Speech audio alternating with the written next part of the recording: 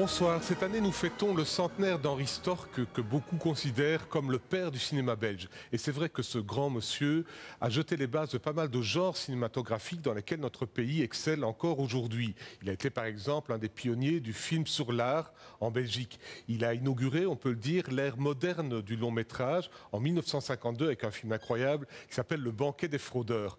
Mais c'est 20 ans plus tôt, alors que lui-même n'avait que 25 ans, qu'il est entré dans l'histoire du cinéma. Regardez.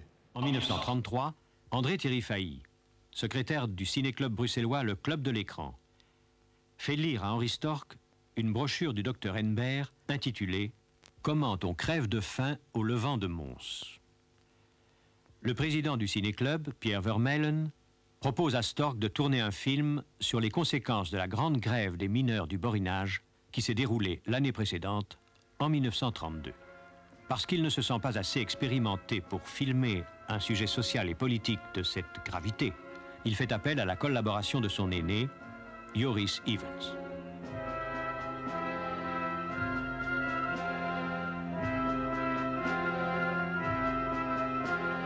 Ils sont accompagnés aux prises de vue par le docteur Henbert, l'auteur de la fameuse brochure, qui leur sert de guide et d'inspiration, et par l'avocat Jean Fontaine, qui défend, au nom du Secours Rouge International, les ouvriers poursuivis par la justice.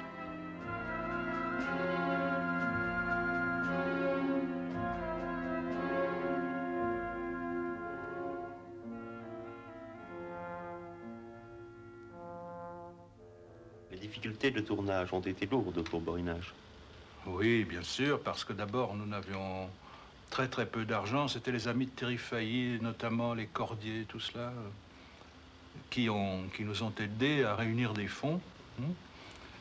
Quelques fonds, enfin, pour payer la pellicule. Ivens avait sa petite caméra Kinamo, moi aussi, j'avais une caméra Kinamo. Nous avons aussi eu les services d'un très bon opérateur belge qui s'appelait François Rennes, qui lui avait une très belle debris. Et les difficultés ont été grandes parce que nous devions tourner dans des intérieurs ouvriers qui étaient des taudis, dans lesquels il n'y avait pas d'électricité. Alors nous avons acheté des lampes à acétylène, nous éclairions. C'était un éclairage fantastique. Mais ça provoquait beaucoup de chaleur. Alors dans ces intérieurs, d'abord éclairer ces intérieurs, cette misère, c'était une double révélation, parce que toute la misère, ça se passe dans l'obscurité en général. Alors on découvrait des choses. Et alors, la chaleur attirait des millions de bêtes bizarres. Des cafards, enfin je sais pas, des punaises, des choses sortaient de partout, surtout en dessous des papiers peints, n'est-ce pas? Les papiers peints se décollaient sous l'effet de la chaleur, je ne sais pas. Et alors de là grouillaient des bestioles, ça ajoutait à l'atmosphère générale de ce film.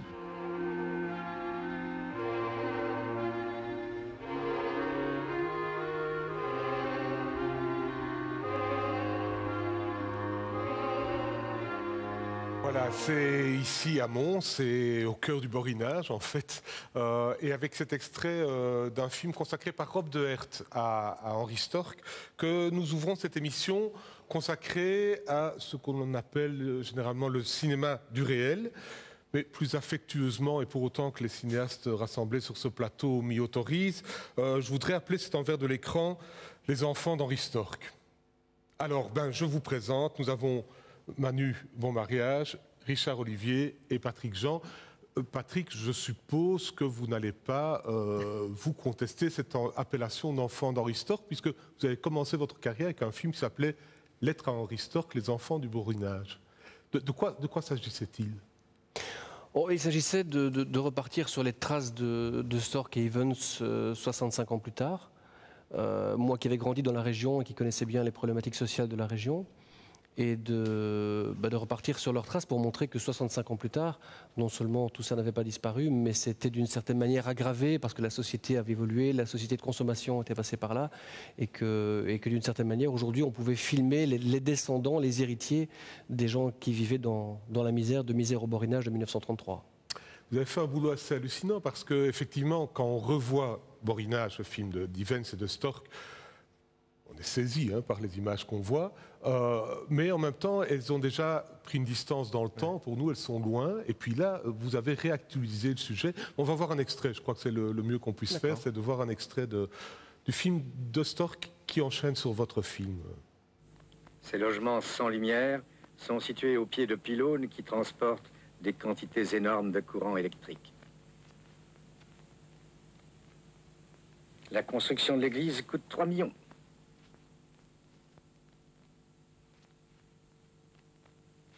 Cher Monsieur Storck, ici, tout a bien changé. Tout d'abord, l'église est maintenant terminée. Les charbonnages, eux, ont disparu, ne laissant çà et là qu'un vestige, un souvenir ou une ruine. Les quartiers de taudis existent encore. Ici, toujours pas d'égout. Les eaux usées croupissent dans les rues. La voirie est en ruine ou inexistante. Et il faut parfois être sportif pour rentrer chez soi. Des maisons s'écroulent tandis que d'autres tiennent debout. Les orties poussent là où elles sont tombées. Et il est parfois difficile de différencier celles qui sont vides de celles qui sont encore occupées, comme celle-ci. Ou celle-ci, dont les habitants sont partis quand un mur s'est écroulé. Ici, tout d'abord, personne ne veut me parler. Parce que celui que l'on méprise finit par se mépriser lui-même, les habitants se tiennent chez eux, derrière les vitres cassées. Piégés dans la honte, ils se jugent indignes de la société qui les a produits. Ils n'ont donc rien à me dire, ni parfois plus les mots pour le faire. Rien à ajouter, rien à attendre. Et c'est ce silence que je veux comprendre. Le silence de cette maison, par exemple, dont le toit est percé et les vitres tombées.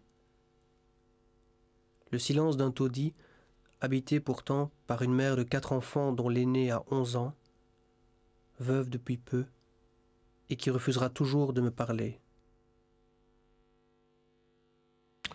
Voilà. Bon, la loi du genre, c'est que c'est une émission de télévision, donc on prend des extraits. On n'a jamais envie d'en sortir parce qu'on a envie d'en savoir plus. Mais effectivement, vous allez, pendant tout un segment du film, vous intéresser au cas de cette femme, mais qui ne va jamais vous parler. Vous l'annoncez d'emblée, elle ne va pas vous parler. Et vous parlez de ce silence des pauvres. Alors justement, quelle est votre position à vous, mais à vous aussi, messieurs? Est-ce qu'il faut briser ce silence des pauvres? Est-ce qu'il faut le respecter? Est-ce qu'on a un devoir d'ingérence, comme on dit? C'est très compliqué. Moi, je peux vous dire que c'est un film qui ne m'a pas procuré une minute de plaisir. On fait des films, on fait une école de cinéma, on se prépare pendant des années, on rêve de faire des films. Et puis, je fais mon premier film et c'était une torture de faire ce film. Parce qu'évidemment, aller filmer ça, à certains moments, ça a été un cauchemar. Il y a longtemps que je n'ai pas vu ces images. Ça m'émeut même de les revoir. On a eu des moments de cauchemar, vraiment.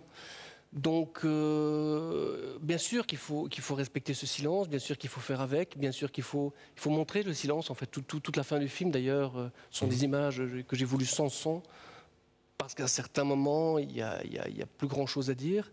Il faut laisser le silence parler. Je pense que parfois, le silence, on dit... Le silence de cette femme, par exemple, avec ses enfants, je pense qu'il en dit beaucoup plus que si j'aurais pu avoir une démarche qui consistait à un peu forcer sa porte, aller la voir, essayer de la convaincre, la payer peut-être, qui sait. Ça aurait été une démarche possible. C'est pas la mienne. Je trouve que le fait de dire elle ne veut pas me parler, voilà, je ne veux pas m'approcher d'elle, elle s'en va, elle ne veut pas me parler parce qu'elle n'a plus les mots pour le faire. Je pense que ça a tout son sens, en tout cas dans mon opinion. Ça se fait, ça, je le prends au vol, mais ça se fait de payer quelqu'un pour figurer dans un documentaire? Moi, je l'ai fait une fois dans ma vie, parce que je voulais à tout prix avoir le témoignage d'une voisine à Marc Dutroux. Ouais. Une voisine directe, c'est-à-dire qu'il y avait une cloison comme ça qui séparait la maison de Dutroux à Marcinelle de la sienne. Et elle en avait tellement marre de voir les journalistes, etc., que je lui ai dit, je suis prêt à vous donner quelque argent. C'est la seule fois de ma vie, et je ne le regrette pas, bien sûr. Il n'y a pas de raison. Un film qui s'appelait Au fond du trou. Au fond du trou. Ouais. Ouais, moi, j'ai jamais été d'accord avec cette histoire-là, parce que dès que vous payez quelqu'un, mais je ne dis pas que Richard n'a pas bien fait de le faire. Non, vous ne battez pas tout de suite, hein? Comment? Ne vous battez pas tout de suite. Hein, non, non.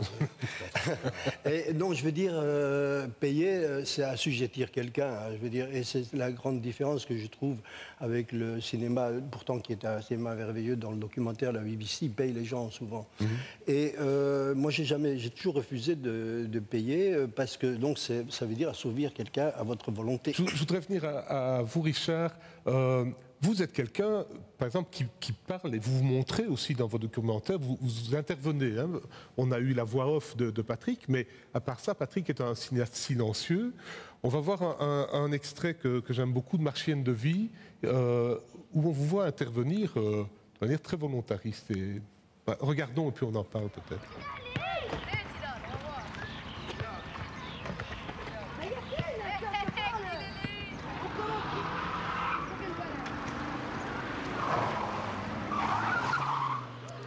C'est quoi ces deux cons? C'est des sauvages, comme vous le voyez, parce que c'est pas la première fois que ça arrive. Hein. Il y a encore plus de voitures qui passent peut-être le double de la vitesse. Et quoi, il n'y a personne qui dit rien? Qu'est-ce que vous voulez qu'on dise? Des fois que les gens portent plainte, mais il faut les attraper. Hein. Ou bien même les policiers, ils s'en foutent totalement. C'est pas des jeunes d'ici, ça? Ah non, je ne sais pas d'où ils viennent. Mais même on avait demandé qu'on nous mette au moins les dodanes. Un ou deux. Tout le quartier avait une pétition, même le directeur de l'école d'ici. Et à la commune, on n'a rien voulu savoir.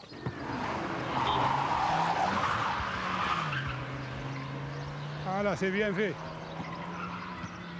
Allez. Il va revenir.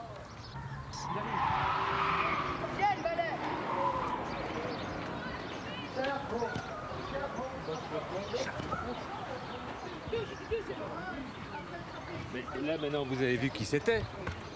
Non, je n'ai pas fait attention. Ah bah si, ils sont arrêtés là devant votre maison, ils sont entrés dans la maison là. Je ne sais pas. Enfin...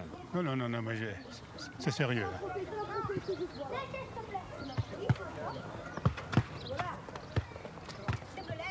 Dis, viens un peu. Ces deux dingues en bagnole, tu les connais? C'est qui, quoi? Hein? Ouais. Et quoi, et pourquoi ils font ça, dis? Bah, il n'y a rien à faire et ils s'amusent. Ils s'amusent? Ouais. Mais ils ont failli faire un accident dingue. Bah, faut leur dire qu'ils se calment, qu'ils font n'importe quoi et ils n'écouteront pas. Là, et voilà, ils remontent dans leur voiture, voilà, c'est reparti.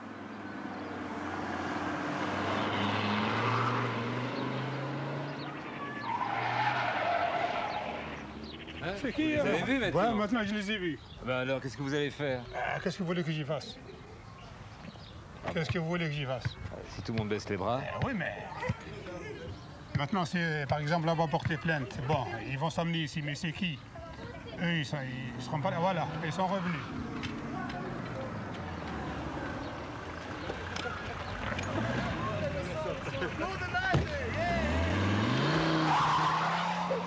Pour une si belle voiture. Et moi qui n'ai même pas une voiture. Et moi qui n'ai même pas une voiture, dit-il. Mais... Et ça, c'est l'omerta, ça. Ah, si je terrible, n'étais pas intervenu, parce que je ne m'attendais pas du tout à ce qui allait se passer, nous, d'ailleurs, toute l'équipe ne savait pas. Je faisais un plan de couple le plus gentil du monde, à savoir des enfants qui jouent à la balle. Ouais. Et ces jeunes-là, du quartier, nous ont repérés et se sont amusés à se laisser filmer. Faire du cinéma, ce qui est encore plus énorme, c'est que j'ai reçu, quand la seule fois ce film est passé à l'époque à la RTB, sa seule diffusion, puisqu'après ce film a été censuré, j'ai reçu un coup de fil de la PJ de Charleroi, me demandant quel était le jour de tournage de ce film, parce que quelqu'un avait vu, lors du passage de Marchienne de vie à l'écran, sa Mercedes qu'on lui avait volée. Donc ces deux gars savaient, en plus de ça, qui se laissaient filmer, savaient qu'on allait filmer... On allait les filmer dans une voiture qui n'était pas la leur, qu'ils avaient volée quelque temps auparavant. Oui. Vous dire, et il descend juste devant la caméra. Sans vergogne. Ça, c'est des choses qui vous sont arrivées à vous aussi, le fait de la présence d'une caméra qui modifie la réalité, en fait. En permanence. Le fait qu'une caméra soit là et tourne, qu'elle soit petite ou grosse, la caméra, ça n'a rien à voir. On n'est pas ici tous les quatre comme on serait dans 2 heures dans un bistrot à côté à boire un café ou une bière. Alors déjà sur un plateau de télévision, on s'est préparé pour venir ici, on parle de choses assez... mais quand on est chez soi, qu'on est dans des situations sociales compliquées, etc., c'est évident que la présence de la caméra change tout. Moi, il m'est arrivé, par exemple, un jour, je faisais un petit truc pour la RTBF, à la frontière, au moment où Israël s'est retiré du Liban Sud, et les gens étaient là, faisaient la fête parce que bon, le Liban était récupéré. Et puis on est arrivé avec la caméra et quand le cadreur, c'était pas moi qui cadrais, quand il a mis la caméra à l'épaule, il y a une cinquantaine de jeunes qui ont pris les pierres, qui les ont jetées sur la frontière. Alors les gens venaient vers nous en disant mais qu'est-ce que vous faites? Et ils avaient bien compris que c'était là le fait d'avoir mis la caméra à l'épaule qui faisait jeter les pierres. C'est immanquable. Hein. Moi, j'étais longtemps caméraman avant d'être réalisateur et ça me plaisait d'ailleurs bien. Je faisais beaucoup les reportages, les grands reportages, comme on disait, à l'étranger, etc. Et aussi les faits divers. Mais c'est vrai que d'ailleurs, dans les manifestations, aussi bien en mai 68 qu'au Pays Basque, etc., on est toujours entre le marteau et l'enclume avec la caméra. La caméra est toujours une cible et on n'est jamais du bon côté. Et le danger est d'ailleurs de passer d'un côté à l'autre, de vouloir passer des flics aux manifestants ou des manifestants aux flics. Vous vous êtes même fait tirer dessus un jour. Oui, je me suis retrouvé à l'hôpital avec quelques côtes cassées à Pretoria, au Pays Basque. Oui, non, et à Paris déjà en 68, c'est pas un problème. On est, comment dirais-je, on est équipé pour ça, je dirais mentalement un petit peu. Peut-être, mais il ne faut pas croire qu'on a tendance à faire de la provocation pour autant. Je ne pense pas que dans des moments pareils, dans aucun moment d'ailleurs, la caméra n'a tendance à vouloir se mettre en évidence. Alors, sans doute, mais enfin, je veux dire, sans parler de provocation, vous avez fait une chose quand même, je crois que vous étiez le premier en Belgique, Manu, c'était aller tourner un procès. Alors là, c'est le monde judiciaire, c'est un monde très fermé, un procès d'assises encore bien. Là aussi, j'imagine que la caméra induit des attitudes... Mais quand on est sur la longueur d'un tournage comme les amendes d'assises, la caméra devient, parce que ce procès, par exemple, il a duré quand même 8 jours, en prison, j'y suis resté des mois à différents moments, donc je deviens un habitant, je deviens un participant avec comme instrument une caméra. Je pense que ça s'atténue assez vite au bout d'un certain temps, ce phénomène. On va voir un extrait des amendes d'assises, qui est un de vos films phares. L'impression d'être victime d'une injustice. Oui, totalement. Oui, une fameuse injustice.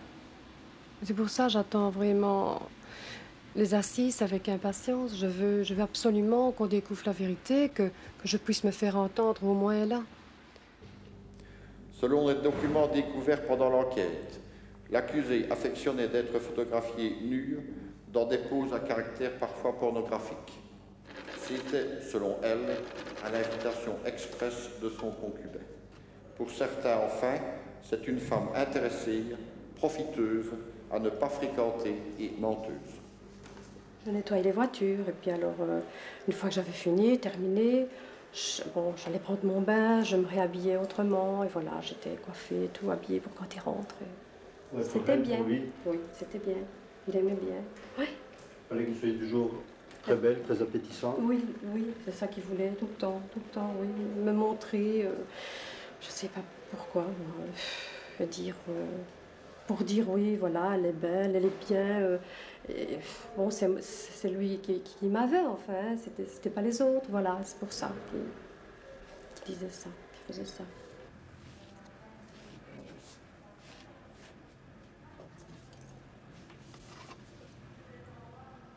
Pour qui vous voulez être belle maintenant?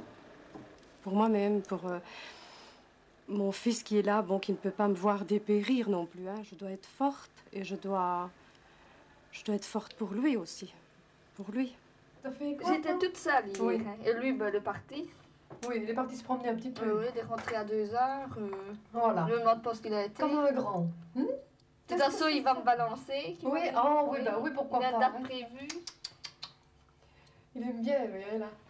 Il ne faut pas l'écouter allemand. Comme son papa, mais son papa, il m'embêtait comme ça aussi. Il n'est pas affront de dire la vérité. Oui. Hein? Il n'est pas affront de dire la vérité. Non, pourtant à moi, il m'a toujours dit la vérité. Je te fais signe là au-dessus, hein, oui, à la fenêtre, hein, d'accord? Tu vas au coin là, hein? Je te fais signe avec le drap, ça va? D'accord, je serai au coin. Ça va. Gros bisous. Au revoir, maman. Au revoir.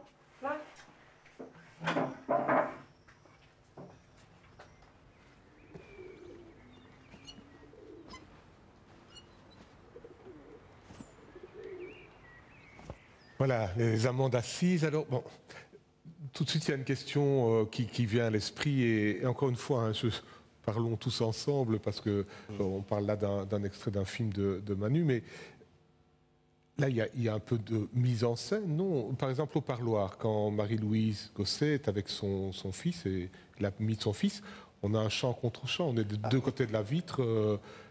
Oui, mais oui, c'est marrant ce que vous dites là, parce que je me rappelle un jour, au prix Italia, ils sont venus me dire, on voulait vous donner le prix du documentaire, et puis on a dit que c'était de la fiction, parce que la caméra était trop bien placée au trop bon moment et au trop bon endroit. Mais c'est-à-dire qu'on doit se débrouiller pour qu'à certains moments, quand elle parle avec son fils et qu'on doit voir l'émotion du fils avec sa petite copine, on est du côté du fils, et puis il y a des tas de phrases se déroulent, j'ai le temps pendant ce temps-là de me mettre de l'autre côté. On peut, mais je pense que si on veut entamer ce sujet-là, la position de la caméra est en elle-même, le positionnement de la caméra, si vous la mettez au sol ou si vous la mettez comme ça, est déjà une mise en scène, déjà une prise de position. Les personnages sont, et c'est ça qui est important, c'est de leur laisser leur totale liberté d'expression. Et là, je trouve, c'est pour ça que je me sens très éloigné. Quand on parlait de filiation avec Henri Storck, je crois que, et j'en ai souvent parlé avec lui, puisque j'étais son caméraman, je suis vraiment son enfant rebelle, parce que je pense que c'est tout à l'envers de ce qu'on a pu faire, à cause du matériel, à cause de beaucoup de choses. Hein. Par exemple, avec le commentaire qu'il plaque sur la misère au borinage, bon Dieu, qu'est-ce qu'ils peuvent dire des choses, hein. Rien que la petite phrase que vous avez relevée tout à l'heure, la misère, c'est dans le noir que ça existe, ça déjà, si on analyse rien que cette phrase, ça veut déjà dire beaucoup de choses, quoi. Vous avez le sentiment aussi de mettre en scène sans... Bien sûr, mais c'est du cinéma, c'est de la mise en scène, complètement. Après, je pense que l'important, c'est d'en être conscient et de savoir qu'on met en scène et surtout de savoir au service de quoi on le fait. C'est-à-dire avec quel point de vue, quel point de vue est sous-tendu dans ce qu'on a envie de raconter. Moi, quand je commence à tourner, je sais exactement ce que je veux dire, ce que j'ai envie de filmer et pourquoi et comment j'ai envie... Quelle est ma vision du monde ? Quelle vision du monde je vais raconter dans le film. Ce qui est dangereux, c'est quand on n'en est pas conscient et qu'on croit qu'on est là avec une caméra pour montrer la vérité. La vérité n'existe pas, la vérité elle est multiple. Il y avait une petite polémique déjà sur Borinage à l'époque, la scène de la manifestation, on balade le portrait de Marx, a été retournée parce que Storck n'était pas là le jour de la manifestation, c'est presque un an après qu'il l'a réorganisé. D'ailleurs, pour l'histoire, la gendarmerie est arrivée parce qu'ils croyaient qu'il y avait une nouvelle manifestation. En fait. Misère au borinage, c'est vraiment un film de mise en scène totale. C'est comme le cuirassé Potemkin, hein, sauf que le cuirassé... Ah ben oui, c'est une fiction, documentaire quand même. Et Richard, d'accord avec cette idée que finalement la caméra se fait oublier sur la longueur que... Le cinéma a une syntaxe. Et la mise en scène, ce n'est pas seulement quand on prend les images, c'est également quand on les monte. Et quand bien même il n'y aurait pas de mise en scène en amont, il y aurait une mise en scène en aval, c'est-à-dire au moment du montage, parce qu'il faut faire un choix. On filme ça, et il nous reste ça pour nous exprimer. Donc il y a un montage. Le mot est extraordinaire, c'est un mot superbe, le mot montage dans le mot cinéma. Maintenant, il faut voir au service de quoi ce montage a lieu. Est-ce au service de la vérité ou au service d'une contre-vérité?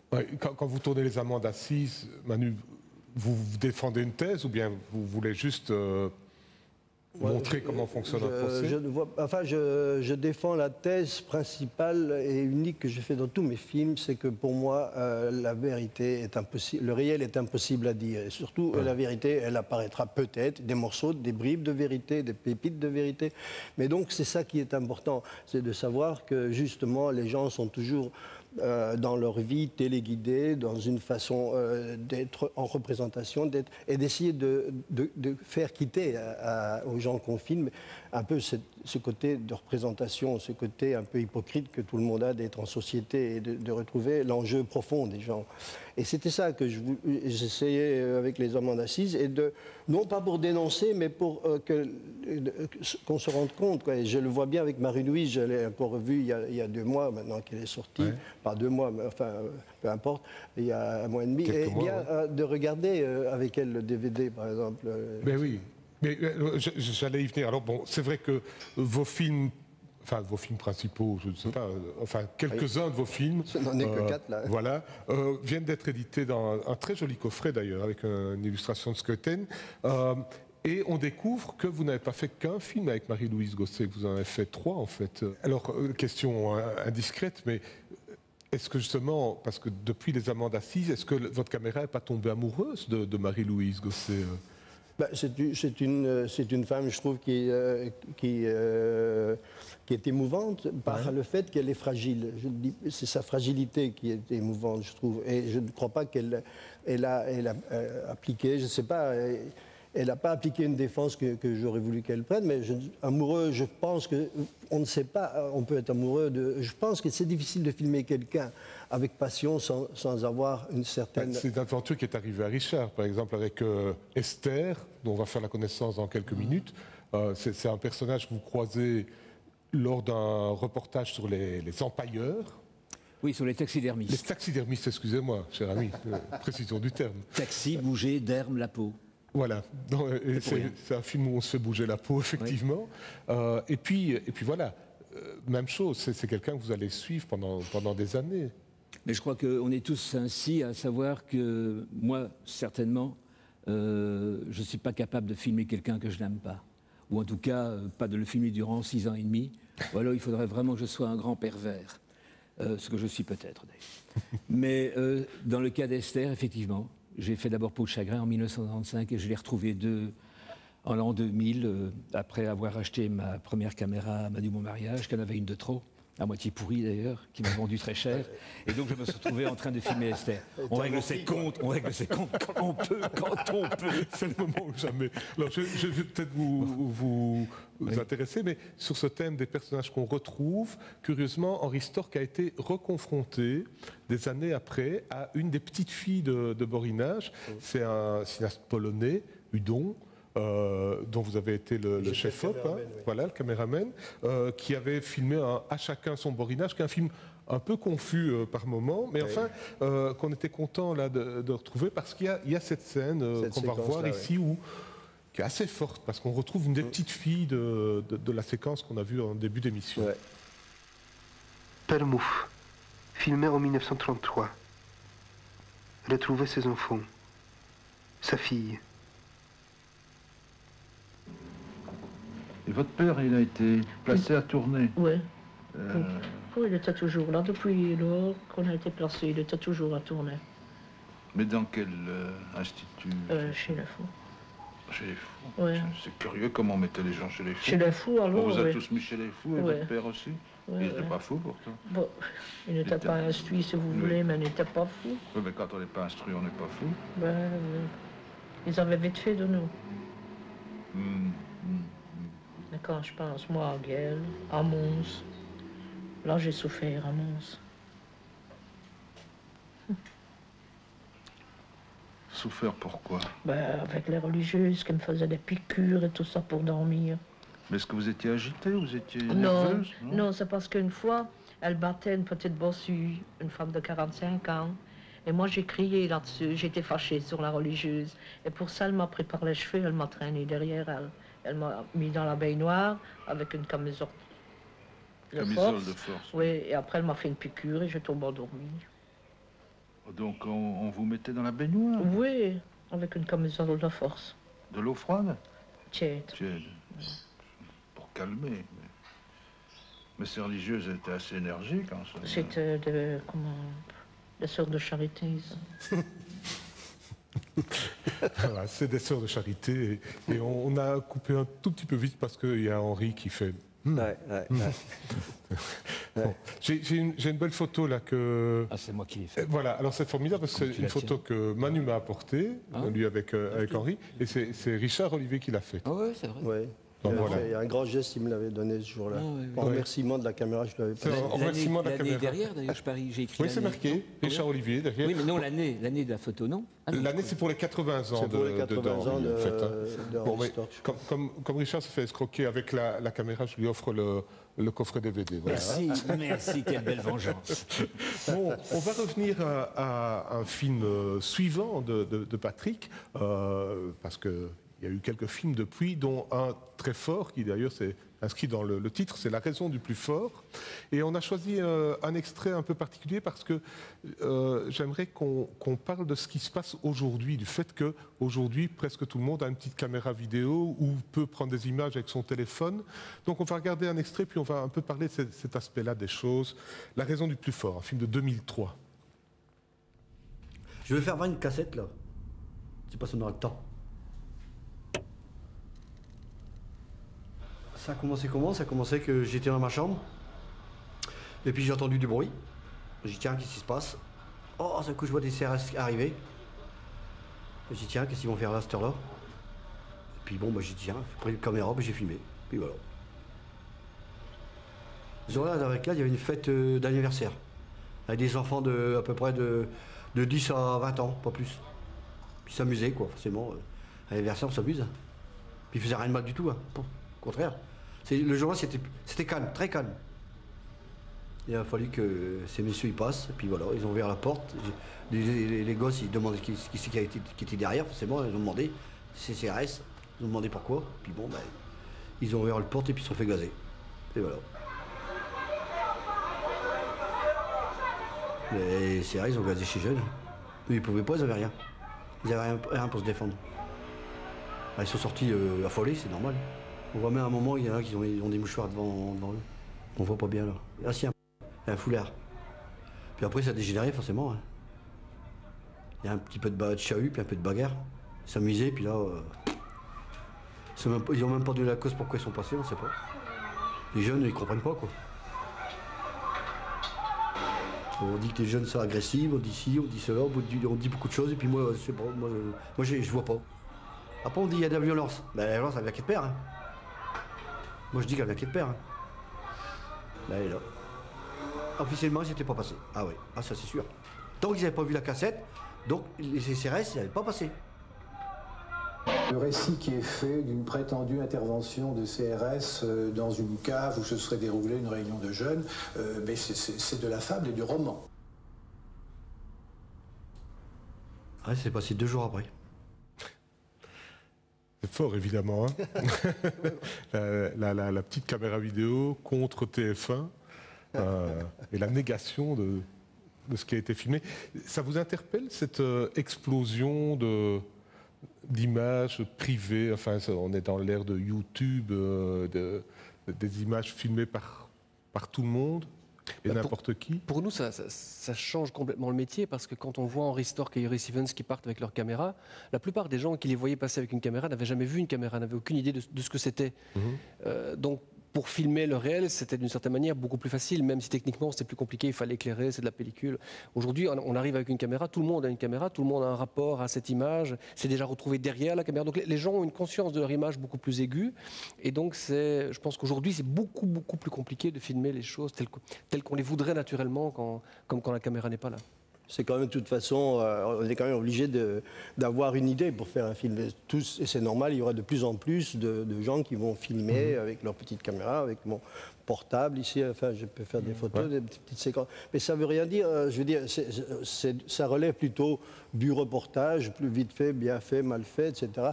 Ce qui est important, c'est de continuer à faire des films parce qu'on a une idée derrière la tête et qu'on rencontre un sujet qui est un enjeu. Point de vue. Un point de vue. Ouais. Et je me rappelle au début, d'ailleurs, je refais quand même une petite référence à Henry Stork, avec qui je m'entendais bien, je m'amusais bien, mais en même temps, je disputais toujours parce qu'il me disait, quand je lui remettais un projet, mais il n'y a pas de scénario dans ton truc. Mais je dis, il y a une idée, c'est tout. Parce que moi, j'étais habitué, parce que de faire au début, comme on le disait, des grands reportages où la caméra est devenue sonore, c'est-à-dire qu'on avait un micro avec quelqu'un qui courait derrière nous avec sa perche ou devant nous, etc. Et ça a été une révolution qu'Henry n'a pas connue aussi. Ça. Et ça, je trouve qu'à partir de là, on pouvait se mettre beaucoup plus au service et à l'écoute des gens qu'on voulait filmer et les laisser une grande liberté d'action. Et ça a vraiment révolutionné. Et je crois, j'en suis très heureux d'avoir commencé ça avec l'équipe Faits divers. Quand on était 3 en permanence pour tous les faits divers, avec Pierre Manuel et Péché, c'était extraordinaire. Il y a eu Faits divers, il y a eu Striptease. Richard aussi travaillait sur Striptease. C'est vrai que quand on voit maintenant certains sujets sur une grande chaîne luxembourgeoise, qui utilise les mêmes procédés, hein, un conflit de voisinage, on fait parler l'un, on fait parler l'autre. Ça manque de point de vue. Bah oui, c'est nul. Mais c'est certain que l'immédiateté de l'image est partout. Mais ce qui était très important, me semble-t-il, à aborder aussi, pour vous comptez peut-être le faire, pour ce qui est des documentaristes, c'est la trace, c'est la mémoire des choses. Et aujourd'hui, n'importe qui fait des images, et tant mieux, si c'est à la portée de tout un chacun, j'entends bien, il y a certainement des vocations qui naîtront, etc. Ça ne coûte plus beaucoup d'argent et c'est très bien aussi. Mais le problème, c'est la conservation. Que va-t-il rester de tout ça? Et je crois que plus on fait d'images, moins il en restera. Question un peu pied dans le plat. Le cinéma documentaire, c'est forcément un genre de gauche? Ah non, le genre de gauche? Ah non, malheureusement, ce serait formidable. Non, pas du tout. Le problème, c'est que je pense que les réalisateurs de gauche savent qu'ils sont de gauche et le revendiquent. Ceux qui sont de droite, souvent, ils l'ignorent. Et je pense que très souvent, je ne dis pas toujours, mais très souvent, vous parlez d'une émission sur une autre chaîne, dire on filme des choses et en fait il n'y a pas de point de vue, souvent il y a un point de vue. Montrer des gens qui se disputent sur un trottoir, des femmes qui balayent, etc., puis qui se frappent avec leurs manches de brosse, etc. Je ne suis pas sûr qu'il y ait une absence de point de vue. Le point de vue peut consister aussi à dire regardez ces gens comme ils sont médiocres, regardez comme ils sont nos inférieurs, regardez comme ils sont stupides. C'est aussi un point de vue, c'est un point de vue de droite. C'est pourquoi il y a certaines émissions qui se disent documentaires, qui ont souvent filmé des gens, soit des classes sociales très défavorisées, des gens dans la misère, etc., en s'en moquant un peu, soit des gens de la très très très haute bourgeoisie, l'aristocratie, rarement la classe sociale des cinéastes. Ce sont des films sans amour, sans regard amoureux. Et si on n'a pas le regard amoureux, c'est même pas la peine de commencer à filmer. Écoutez, j'ai un exemple formidable à montrer, Allopolis, qui est un film qui a été aussi attaqué en disant on se moque des gens. Et puis là, il y a une scène, on va la regarder, puis on va continuer ce débat, mais il y a une scène où c'est presque une scène d'amour entre un policier et un type qui s'est fait ramasser sur la rue. Là. Maintenant, tu vas rentrer chez toi et tu vas aller te reposer. Si je reviens, je te garantis que ta libération conditionnelle, elle va avoir chaud, hein? Nous sommes d'accord? Je repousse. Écoute, 22 ans, je repousse. 2 ans et 3 mois. C'est peut-être rien pour... Je n'ai pas dit que ce n'était rien. Mais c'est toi qui fais le con pour le moment, hein? Allez. Il y a des moments où... Je comprends. Mais c'est pas comme ça qu'on arrange un problème, bon sang. Comment? Un peu de caractère. Ça, c'est une. Je ne sais pas. Pourquoi? Mais il faut du caractère, mon vieux, je te le dis. Travail, t'en as pas. T'as rien. Je suis d'accord, mais ce n'est pas en buvant que tu trouveras du travail, hein. Donc, il faut essayer de chercher. Il faut essayer de chercher. On pousse à faire des conneries. Après, une fois des conneries, je retourne, je descends chez quoi. On me dit, tu vas faire ma cache, toi, autant... c'est ce qu'on me dit en tout, quoi. Et je reviens. Je sais qu'est-ce que je raconte, quoi. Et tu n'as pas de membre de ta famille qui veut bien te prendre un moment, le temps de te retourner? Famille, c'est... T'as pas de famille, toi? Et une veulent plus de toi, je suppose. Non, Gabi, il y a Régnier. Oui. Je suis à bout. J'en ai marre.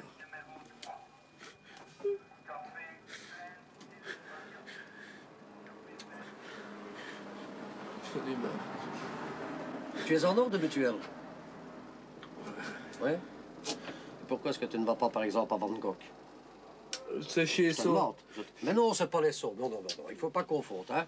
Il faut pas confondre un centre de réadaptation avec un asile, hein. Non, je suis pas... Non, le problème de Van Gogh, hein, c'est de te remettre en condition, hein. Parce que bon, effectivement, ton moral, il est bas, hein. Il est plus que bas. Tu veux que je te conduise?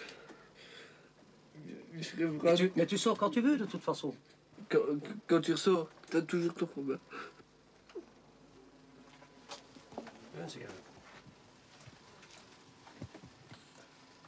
Non? Oui? Allez.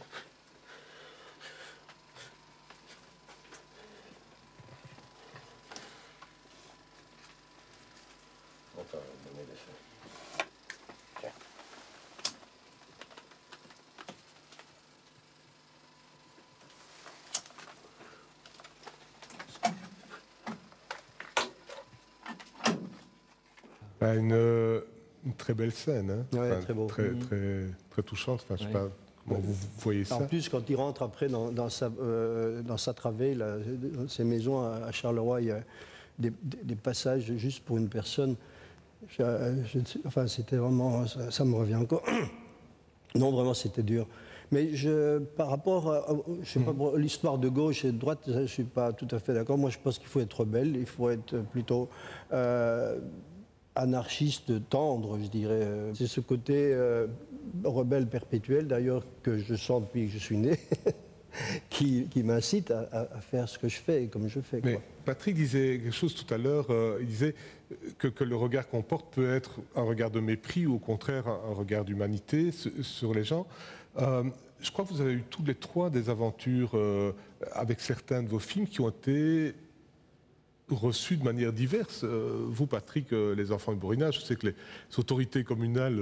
Oui, mais c'est différent, parce que moi j'ai eu un problème, mais avec des gens de pouvoir. Ouais. Pas avec des gens qui étaient dans des situations sociales difficiles. Moi, disons, peut-être de par mon histoire personnelle, c'est sûr que, et dans La raison du plus fort et dans Les enfants du Borinage, j'avais la sensation et l'envie en tout cas de filmer les gens, d'abord avec compassion, mais ensuite de le faire main dans la main avec eux, pas de les regarder comme des insectes dans une bouteille. Certains élus politiques, j'avais peut-être plus envie de les regarder comme ça c'est sûr. Mais aussi pour des raisons politiques que je ne cachais pas. Ils l'ont ressenti. Vous, Richard, je me souviens d'une présentation de Marchienne de vie au Festival Film Social qui a failli tourner au match de catch, là, non? Oui, mais Marchienne de vie en 1994-1995, c'est-à-dire un an avant que l'affaire du trou n'éclate, c'est vrai que ça m'a été très très loin cette histoire parce que je ne m'y attendais pas. Je pensais avoir fait un film honnête. Intéressant, beau à la limite. Ouais. Et puis je me suis foutu à dos le parrain de Charleroi. Aujourd'hui, évidemment, il est plus facile pas d'en parler parce que je n'ai peur de personne, puisque le pouvoir ne m'intéresse pas, donc je n'ai peur de personne. Mais il est certain qu'il est plus facile d'en parler puisque ce parrain a été détrôné, hein, M. Van Coenberg, mais qui représentait un tas d'intérêts d'un tas de personnes qui n'aimaient pas ce cinéma que nous faisons. Ils aiment bien un cinéma. Vous avez l'impression un peu comme Patrick que c'est parce documentaire. Ils veulent un documentaire, ils ne veulent pas un document de création. Ils ne sont pas habitués à avoir cette lecture-là, à savoir le regard personnel d'un cinéaste qu'il s'appelle Patrick, qu'il s'appelle. Il y a une vision politique qui est dérangée. C'est sûr qu'il y a certains endroits, montrer la misère, c'est très dérangeant parce que c'est pas ça qu'on veut voir politiquement. On veut voir ce qui va bien. Et puis, bon. Il voulait qu'on filme les pots de géranium sur la place. Non, je ne blague pas. Il était habitué à ce cinéma-là. J'entends bien que des hommes de pouvoir apprécient peu qu'on montre une autre réalité, mais est-ce que les gens qui sont filmés sont contents de l'image que vous renvoyez d'eux-mêmes oui. Enfin, je veux dire, est-ce que quelque part, ça ne peut pas les démoraliser aussi moi, je crois que c'est dangereux parfois, c'est vrai. Ils ne sont pas toujours contents, bien sûr que non. Mais c'est normal qu'on ne soit pas nécessairement content parce que même les gens qui vous aiment et qui se découvrent, la première fois que vous découvrez l'accent que vous avez, parce que tout le monde a un accent, même nous, on a essayé de nous le gommer à l'école supérieure, etc. Mais je veux dire, quand on découvre aussi la façon dont on parle, dont on marche, dont on se comporte, moi, chaque fois que je passe, je vais me regarder, quand vous m'aurez filmé, je ne serai pas content non plus. Hein. Ah ben non, ça ne serait pas content pour différentes raisons. On va rester content. Non, mais je dis il n'y a pas content. Non, mais je veux dire, il faut quand même bien... bon, il y a des gens... C'est insatisfait. Mais je veux dire, il y a un premier stade où les gens ne peuvent pas être contents. Puis après, il faut les inviter à revoir le film avec vous, etc. Et essayer de tirer la leçon des choses, de ne pas faire la leçon, bien sûr, mais d'essayer de tirer la leçon des choses. Qu'est-ce que ça veut dire?